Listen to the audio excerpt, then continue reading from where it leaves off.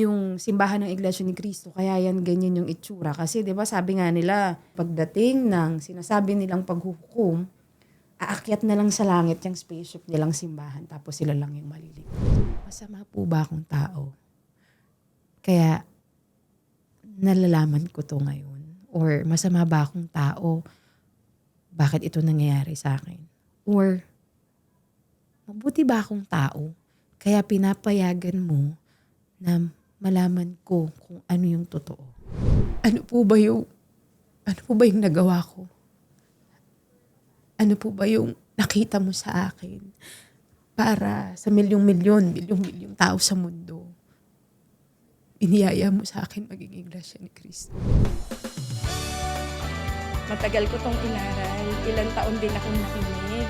Gusto kong maging kaani sa Iglesia ni Cristo. I ended up with only one religion on my list, and that is Iglesia ni Cristo. Pagtawag, A Convert Story. Magandang araw po sa inyong lahat. Welcome po sa ating programa Ang Pagtawag, A Convert Story. Ako po ang inyong lingkod, kapatid na Mar Oriondo, at samahan po ninyo kami sa pakikinig sa natatanging istorya ng ating kapatid na tinawag ng ating Panginoong Diyos para maglingkod sa Kanya sa loob ng Iglesia ni Cristo. At para po kilalanin ang ating makakasama ngayong araw, pakinggan at panoorin po natin ito. Kilalanin ang licensed professional teacher na ngayon customer support professional manager na si kapatid na Jennifer Gloriane. Bukod sa kanyang full-time job, isa rin siyang freelance event host. Sa kabila ng kanyang busy schedule, hindi siya nawawalan ng panahon lalo na sa pagtupad ng kanyang mga tungkulin sa loob ng Iglesia ni Cristo. Ating lalong kilalanin ang ating kapatid mula sa lokal ng De Castro, Distrito Eclesiastiko ng Metro Manila East. At alamin ang kanyang istorya ng pagtawag. In the Church of Christ, come with me.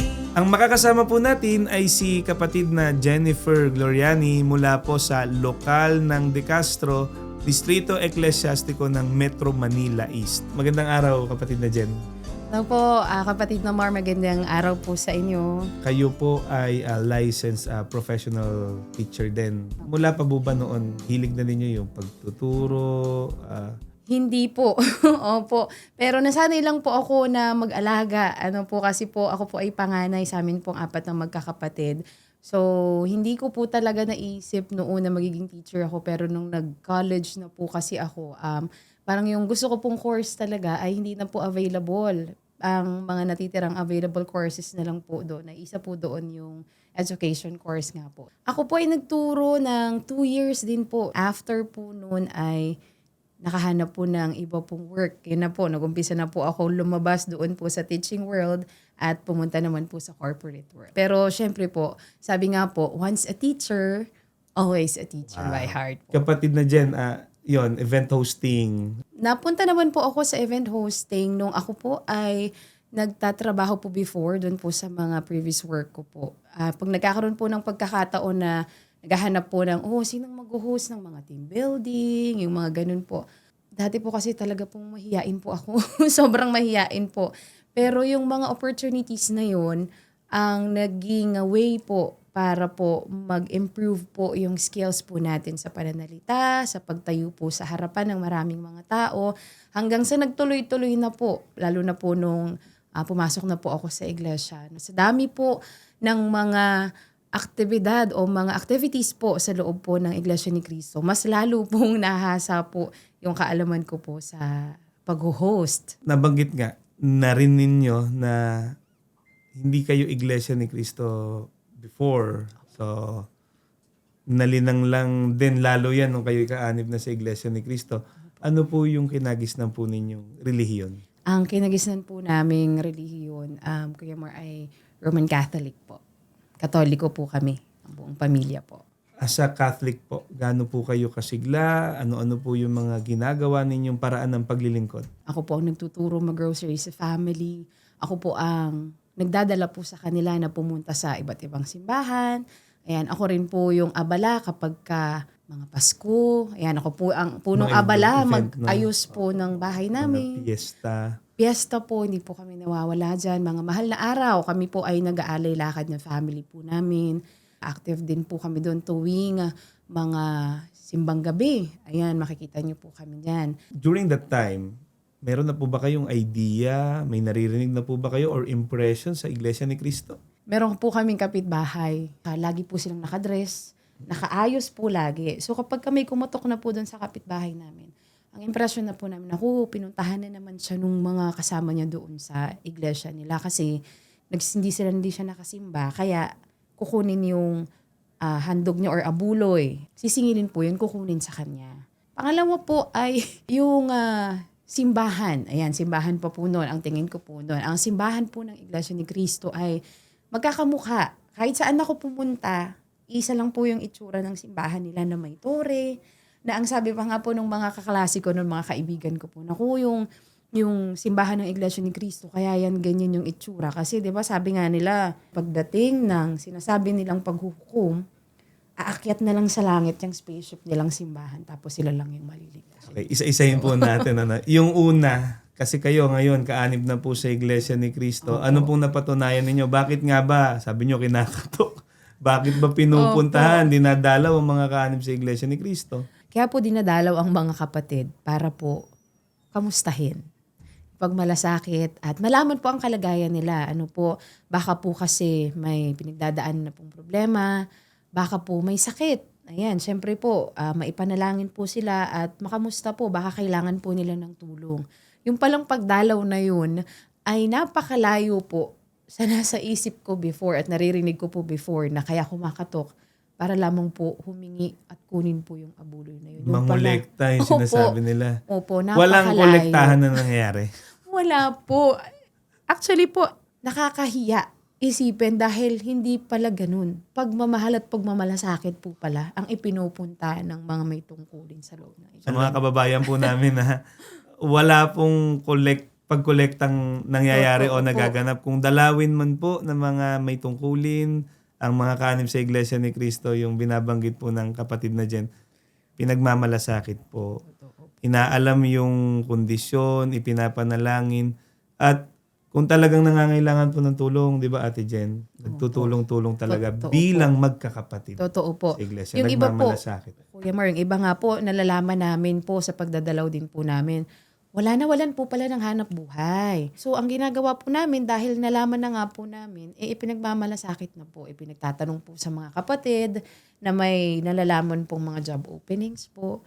Mayroon naman pong mga naging successful po na nahanapan po natin ng pagkakataon makahanap po ng trabaho. At yan pong binabanggit ninyo. Itinuturo sa atin yan. Aral po yan ng Panginoong Diyos eh. po. Yung pagmamalasakit, yung pag-ibig sa kapatid, Opo. na lagi pong ipinapaalala at itinuturo ng pamamahala sa Iglesia ni Cristo. Ito po. Actually po, Kuya Mar, hindi lang po sa loob at para lang po sa mga kapatid, lalo rin po, higit din po, sa mga kapwa-tao po natin. Oo, Ano totoo. po? Yung tungkol sa spaceship. Spaceship. Spaceship nga ba? Hindi, sige, sagutin po natin. Spaceship nga ba yung mga kapilya natin katulad ng Alam mo sinasabi po, nila? papatotohanan ko pong hindi po spaceship. Naku po. At hindi po yun aangat para po. Di ba po? Hindi po ganun. Napakagaganda po. It's an Napakaganda. architectural design para Opo. bigyan ng kaluwalhatian, karangalan ng ating Panginoong Diyos. Opo. Kasi aral din po niya yun eh. Totoo na po. magtayo ng bahay kung saan siya luluwalhati, kung saan siya sasambahin, saan siya dadalanginan. Aral po yan ng Panginoong Diyos na tinutupad natin Totoo sa po. loob ng Iglesia ni Cristo. Hindi po yan spaceship ha. Opo. Pagtupad din yon sa utos ng Panginoong Diyos. Kaya iba't ibang panig ng mundo no, Ate Jen. Hindi lang dito sa Pilipinas. Talagang kahit sa iba't ibang panig ng mundo, nagsisikap ang pamamahala na masinop yung abulo, yung handog ng Iglesia ni Cristo para maipagtayo ng magagandang gusaling sambahan na gagamitin para doon sambahin, doon dalanginan ang ating Panginoon. Talagang napakagaganda po ng mga kapilya po sa loob ng iglesia. Nabanggit ninyo. Ito, usual ko rin po naririnig to. Ayun nga, selfish nga daw kasi Opo. Iglesia ni Cristo nga lang daw ang maliligtas. Opo. Sinasarili po ba ng mga kanib sa Iglesia ni Cristo ang kaligtasan? Po ngayon po ay totoong sinasarili. nakikita po natin na napakarami pong mga ginagawang pamamahayag or Bible study po na iimbita po namin. Hindi na po sa mga family members namin, sa mga kaibigan, sa lahat po, sa buong mundo. At higit sa lahat po, narito po ako. Ayan. Ako po ay produkto ng pagmamalasakit at pagmamahal po na turo po sa loob ng Iglesia ni Cristo. Ito nga pong programa mismo ng mga programa ng Iglesia ni Cristo sa radyo, telebisyon, kahit sa social media. Ito na rin po itong pagtawag. Kaya po ito inilunsad ng pamamahala para kahit papaano makatulong na maipakita natin sa kanila, maipamahagi natin, bakit pa kayo nag-Iglesia ni Cristo? Ano ba yung ukol sa kaligtasan? At may mga programa po tayo bukod sa mga ganitong klase ng programa na talagang naghahayag ng pagtuturo ng mga aral ng ating Panginoong Diyos na nasa loob ng Iglesia ni Cristo. Sana po mapanood nyo rin, mapakinggan ninyo yung mga, kung tawagin po ay preaching programs na nagtuturo naman mismo ng mga aral ng ating Panginoong Diyos. At baka may mga katanungan sila, nasasagot doon. Totoo po. Okay, puntahan na po natin. Paano kayo natawag sa loob ng Iglesia ni Cristo? Meron po akong naging katrabaho po. Ako po ay naa-amaze sa kanya during that time. Kasi po, marami po siyang mga nababanggit na mga salita na parang ako po mismo ay nako-curious. Ibig sabihin po, may mga jargons, mga terms na parang, sabi ko, parang napakalalim ng mga Tagalog. Ano yung ensayo, practice? Apo. Ano yung pulong, ito yung mga meetings. Aside from the fact po na katrabaho ko siya, busy po kami sa trabaho talaga po, nakikita ko pa po, nalalaman ko pa na nakakapag-choir practice pa siya. Marami pa siyang pinupuntahang mga activities. Tipong parang, hindi ba ito napapagod? Curious po talaga ako na parang, saan galing yung yung energy? Pangalawa, paano nyo pa na ma-manage yung time? Kasi ako nga, during that time, busy lang ako magtrabaho. Trabaho lang po. At saka syempre po, pag uwi ng bahay, onting gawaing bahay po, parang feeling ko, dun pa lang sa gawain na yun, hindi ko na mapagkasya yung 24/7 ko po. Parang dami-dami yung ginagawa. Pero parang hindi kayo napapagod, hindi kayo nagsasawang ginagawa yun. Dahil ang trabaho ko po nun ay sa Makati po. Or babiyahe po ako pa uwi po sa bahay po namin ng halos 2 oras. So parang ang layo po ng biyahe. So ginamit ko po yung time na yun para ako po personally malaman ano ba yung meron dun sa loob ng Iglesia ni Cristo. During that time na pauwi na po ako, FX po, medyo komportable ang upo, nagsi-cellphone po ako. Hanap po ako sa YouTube po search lang po ako. Yan ang sinesearch nyo. Opo, Iglesia ni Cristo. Doon ako nakakita ng mga photos, doon na po ako nakakita ng mga videos na, ganun pala yung loob ng Iglesia ni Cristo. Kasi nga, nakikita niya lang yung... Labas lang po, yung tinatawag exterior nga lang pong spaceship ng mga kaklasiko po, ng mga panahon na yun. Ang gaganda ng mga chandelier. So parang lahat yun, doon ko pa lang po nakikita, nalalaman na ganun pala yung itsura nila pag sumasamba. Talagang walang nakapantalon na babae, lahat sila talaga nakadress. Ang gaganda nila tingnan. Parang ang lilinis nila, ang ayos. ayos. Yung word po na disiplina. Parang hindi ako nasapatan dun sa mga nakita ko. So tuwing gabi, tuwing uuwi ako, hanap ako ng hanap. Nood ako ng nood. Like, gabi-gabi yun, pagpa-uwi kayo. Opo, kasi- Iglesia ni Cristo ang gusto Opo, ninyong kasi tignan. Nako-curious po ako. Opo. Di hanggang dumating po yung point na nabanggit po nung katrabaho ko nun before na meron pong tinatawag na pamamahayag or Bible study. Ayan. So yung pamamahayag na yun, nag-pause muna po ako nung narinig ko yun. Totoo ba na yung curiosity ko ay aabot na ba talaga ako sa point na pupunta ako dun sa kanila?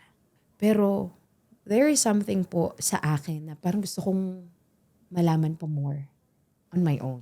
Makita ng mata ko, marinig ko, maramdaman ko.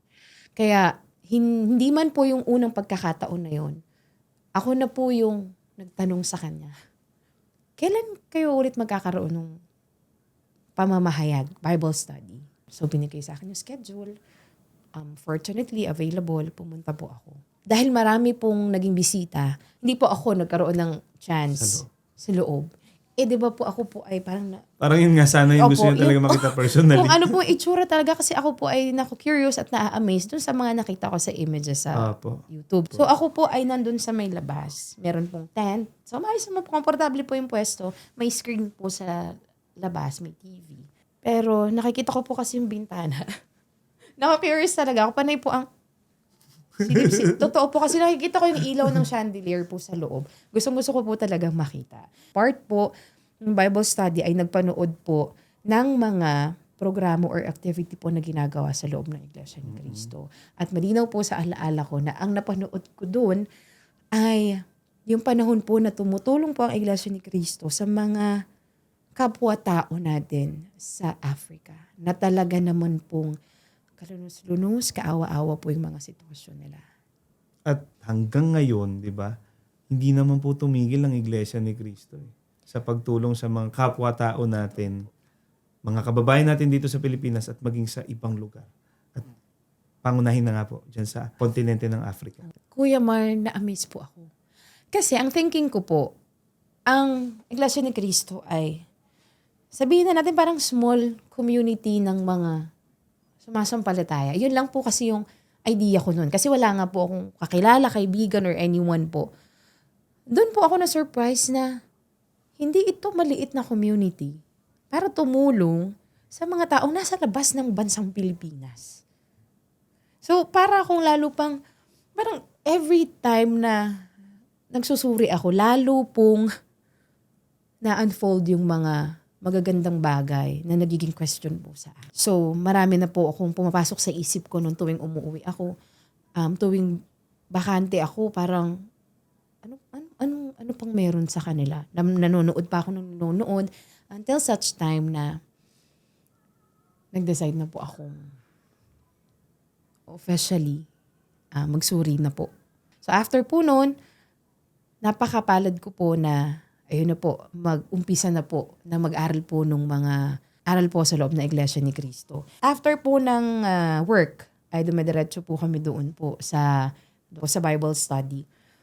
Sa sobrang curiosity ko po, curious ko sa mga bagay-bagay, yung isang lesson po, ay parang gusto ko pa pong, pwede po bang yung dagdagan pa po? Kasi para po akong batang excited na umuwi, hindi po para maglaro, kundi para po pumunta Makinig po doon. ng aral. Opo, makinig po doon sa aral. So during that time, doon na ako na-amaze na lahat ng pagpapaliwanag ay totoo pong lahat galing mismo doon sa binabasa sa Biblia. At ang Biblia na ginagamit nila ay parehas din po na ginagamit natin sa mga bahay natin.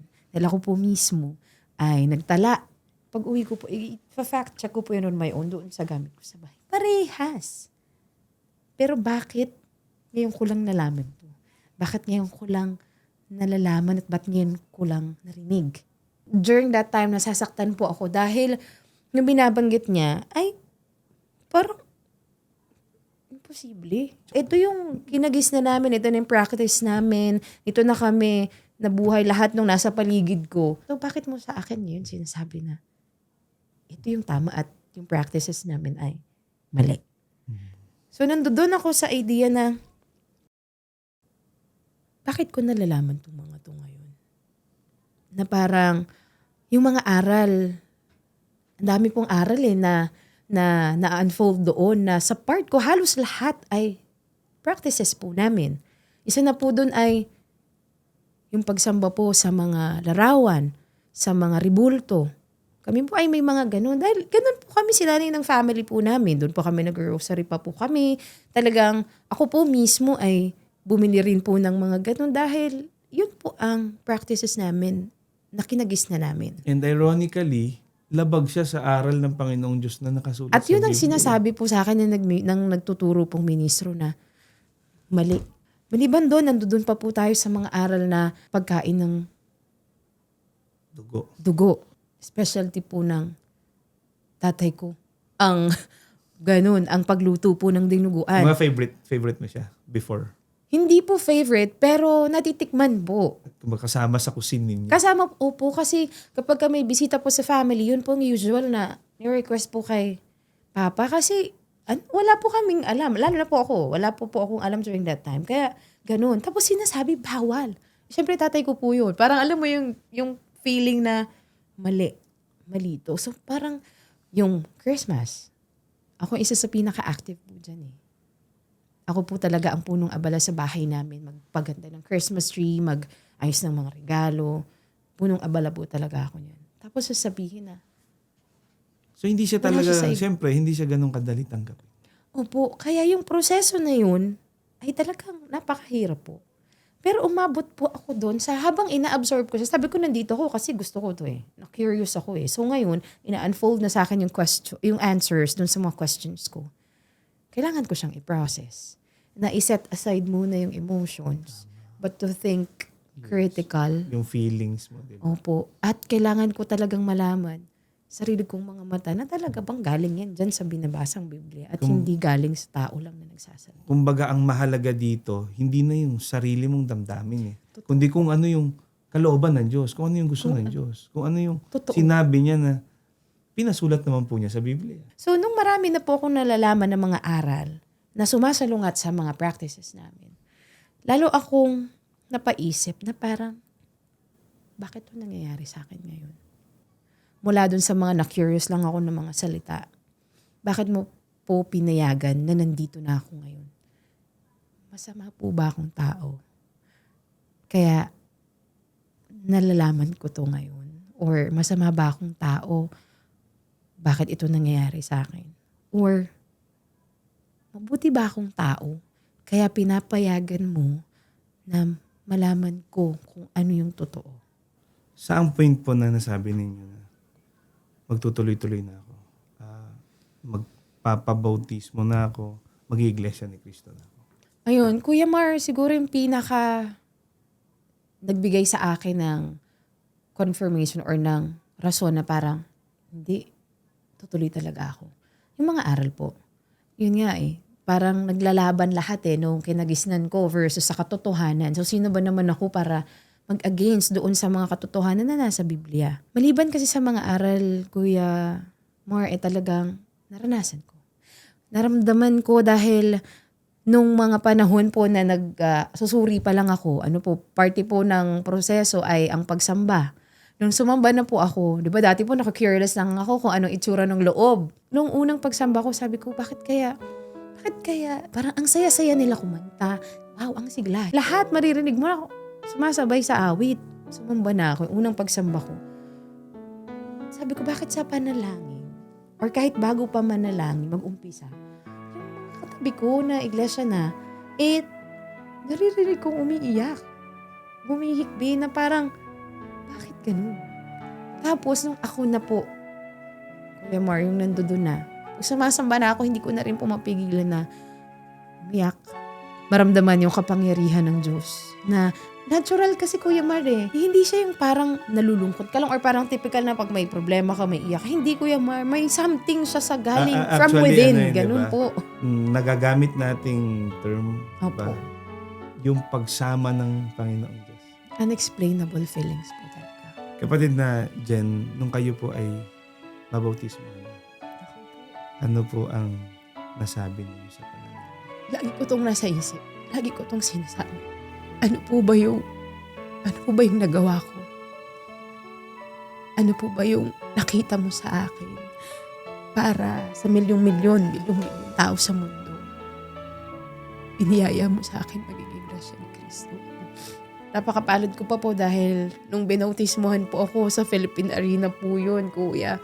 Ang atin pong pinakamamahal na kapatid ni Eduardo Manalo po ang nanguna po, ang nangasiwa po sa bautismo na yun. At ramdam kong special ako. Kasi parang hanggang sa bautismo, di ba po, ang tagapamahalang pangkalahatan ang mangunguna. Nakikita ng mata ko ang kapatid ni Eduardo Manalo. Ayun pong bautismo namin ay talaga naman pong historical. Kasi yun po ay maramihang bautismo na ilang libong kapatid. Sa kasaysayan po ng Iglesia ni Cristo, yan ang pinakamaraming bilang ng tao na sabay-sabay pong binautismo sa isang pagkakataon, sa isang lugar at kasama po kayo. At napakapalad ko po. Lagi ko pong pinagpapasalamat yun, Kuya. Sobrang sarap po sa pakiramdam. Maraming salamat po, kapatid na Jen. Meron na lang po tayong ilang bagay pa na pag-uusapan, Opo. pero bitinin lang natin ng konti. Huwag po kayong aalis, magbabalik po ang pagtawag pagkalipas po ng ilang paalam. Narito ang ilang butil ng katotohanan mula sa banal na kasulatan. Sa unang Korinto 15:58 ay ganito ang isinasaad. Kaya nga mga kapatid, magpakatatag kayo at huwag matitinag. Magpakasipag kayo sa gawain para sa Panginoon. Yamang alam ninyong di nasasayang ang inyong pagpapagal para sa Kanya. Sumainyo ang ilang butil ng katotohanan mula sa banal na kasulatan. Nagbabalik po ang pagtawag, A Convert Story, at ang kasama po natin ngayon ay ang kapatid na Jennifer Gloriani mula po sa lokal ng De Castro Distrito ng Metro Manila. Magandang araw muli, kapatid na Jen. Baka meron kayong gustong batiin. Samantalahin po natin ang pagkakataon. Sige po. Unahin po ko po ang pinakamamahal ko pong pamilya. Ayan, ang Gloriani family po. Ayan, Joffrey Gloriani and Sonia Gloriani. Ayan, hi Mama and Papa. Ayan, and syempre po ang mga mahal ko pong mga kapatid. Ayan, si Jefferson, si Judy Ann at si Jason. At syempre po ang baby ng family namin. Ayan, si Jasmine Nicole Gloriani. Ayan, yung relatives po namin sa Papua New Guinea, si Tito Roger and si Tita Marina Gloriani family. Ayan, tita ko naman po sa Saudi, si Tita Jane Aicardo. Hello po, tita. At ang mga relatives po namin sa provinces po. So, ang mga una pong nag-alaga sa akin. Ayan, sila po ay from local ng Fladway, distrito ng Rizal. Ang Pili family, Barceliano family, Nanay Feli and Tatay Mahen. Hello po sa inyo. Ang Mallorca family, ang Tagayon family at mga kasama po naming mga may tungkulin po sa lokal ng De Castro. Ayan, ang lahat po ng ministro at manggagawa sa amin pong lokal ng De Castro. Siyempre po sa pangunguna po yan ng amin pong destinado, kapatid na Roberto Habonero Jr. Mga nagsisiglahan po namin mga may tungkulin sa Kapisanang Kadiwa. Ang amin pong EV Media family. Hello po. Hello po sa inyo. Ayan. And last but not the least po, syempre hindi po namin makakalimutan ang tagapangasiwa po ng aming distrito sa Metro Manila East, ang kapatid na Hirino S. Lalata at ang ilan pa pong mga ministro po sa amin pong distrito, ang kapatid na Herbert Lazala at ang kapatid na Mark Malikat. Ayan, hello po sa inyo. At syempre po kung hindi ko man po kayo nabati pa po ang iba, ayan, tandaan niyo po, mahal na mahal ko po kayo. Ayan, hello po. Ate Jen, Opo. very life-changing po ang pagkatawag sa inyo sa loob ng Iglesia ni Cristo. Totoo po. At yun yung isa ko pong tanong. Yung mga aral na nabanggit ninyo kanina. Paano po nabago ng mga aral ng ating Panginoong Diyos na napakinggan ninyo sa loob ng Iglesia ni Cristo, yung buhay po ninyo? Nagkaroon po ng direksyon. Nagkaroon po ng kabuluhan. Parang alam kong mahalaga ako. Dahil po doon sa mga aral na sinasampalatayanan po natin sa loob ng Iglesia ni Cristo. Nagbago yung buhay ko, yung pagtingin ko kapag ka merong problema. Dati po parang dahil po breadwinner ako. Dati po kapag ka may problema na financially, parang hanggang pagtulog dala ko siya, pagising ko, naiisip ko pa rin siya. Parang doon na pumapasok ang naririnig ko sa mga nangyayari ngayon na stress ka na, may anxiety ka na, parang puro ganun.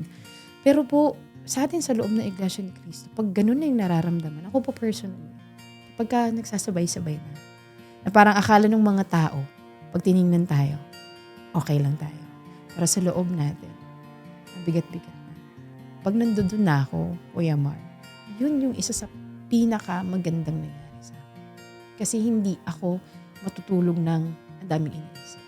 Hindi nawawala yung pananalangin. Sa panalangin na yun lahat, dun ko na lahat. Kasi alam ko naman, wala naman po ako magagawa sa sarili ko lang po eh. Dahil yun ang turo sa atin sa loob ng Iglesia ni Cristo. Ihingi ng tulong sa Panginoon Diyos. Doon ko inilalagak lahat. Lahat ng mga bagay na alam ko, hindi ko naman talaga kaya sa sarili ko. Maging problema man yan, suliranin man yan, biyaya man yan, lahat yan ay ayakapin iyayakap ko bilang dating sa Diyos.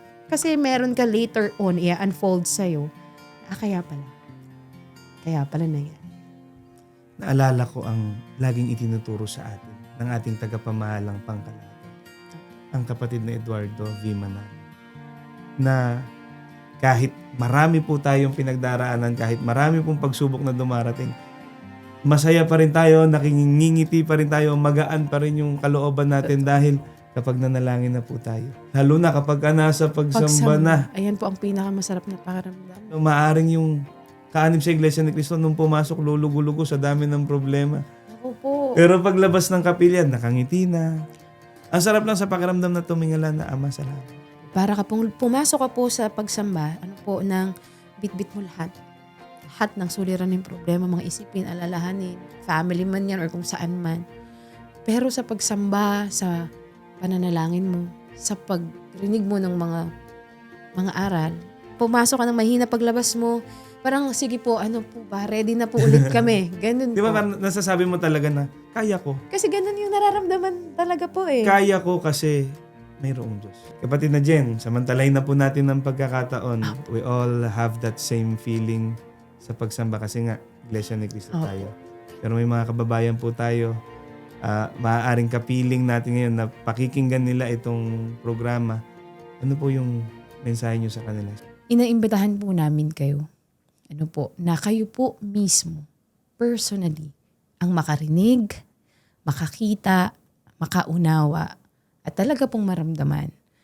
Kasi po, sa panahon ngayon, napakadami pong fake news. Mag-fact check po tayo na sarili po natin. Kaya naman po sa napakarami po namin ginagawang pagbabible study or pamamahayag, alam ko po na meron pong mga tao po na mga karib na po sa loob ng Iglesia ni Cristo na minsan po ay inanyayahan na rin po kayo. Sana po dumating po yung panahon na bigyan niyo po sila ng pagkakataon. Na ibahagi po sa inyo ang aral po sa loob ng Iglesia ni Cristo. Hindi po ito aral ng kung sino man or ng kung ano man. Ito po ay aral po ng ating Panginoong Diyos. Na kayo po mismo ang makakarinig, kayo po ang pwedeng magtanong, kayo po ang mismong makakaalam sa sarili po ninyo. Huwag po kayong matakot. Huwag po kayong magdalawang isip. Dahil po ang ginagawa po namin ito ay pagmamahal po at pagmamalasakit po sa inyo. Lalo na po sa family ko, napakapalad ko po dahil meron po akong very supportive family, lalo na po yung mga parents ko and mga kapatid ko. Kaya po, iniimbitahan ko po, ang ilan ko po pong mga relatives, lalo na po syempre po yung buong family ko po, na sana po magsuri din po, mag-aral po. Wala pong mawawala pagka narinig po natin yung aral. Nasa sa atin po ito, kung paano po natin ito unawain, Kaya sana po, nagsama-sama po tayo sa loob po ng Iglesia ni Cristo. Maraming salamat po, kapatid na Jen. Ang nakasama po natin ay ang kapatid na Jennifer Gloriani mula po sa lokal ng De Castro, Distrito Eclesiastico ng Metro Manila East. Sana po ang istorya ng ating kapatid muling nakapagbigay sa atin ng panibagong inspirasyon at pag-asa. At bago po tayo pansamantalang maghiwa-hiwalay, binabati lang po natin ang ating mga nakasama sa pagbuo ng programang ito. Sa SEBSI President and CEO, ang ating pangalawang tagapamahalang pangkalahatan, ang kapatid na Angelo Eranio V. Manalo. Higit po sa lahat na pinasasalamatan natin ang ating pinakamamahal na kapatid, ang kapatid na Eduardo V. Manalo, ang ating pong tagapamahalang pangkalahatan. Maraming salamat po. May mga ganitong programa kung saan ay naibabahagi po natin ang mga natatanging istorya ng ating mga kapatid, kung papaano po sila natawag ng ating Panginoong Diyos para maglingkod sa Kanya ng totohanan. Hanggang sa muli po, sana po ay nagustuhan po ninyo ang episode na ito. Ako po ang inyong lingkod, kapatid na Mar Oriondo, at lagi po ninyo kaming samahan dito po sa programang Ang Pagtawag, A Convert Story. Maraming salamat po.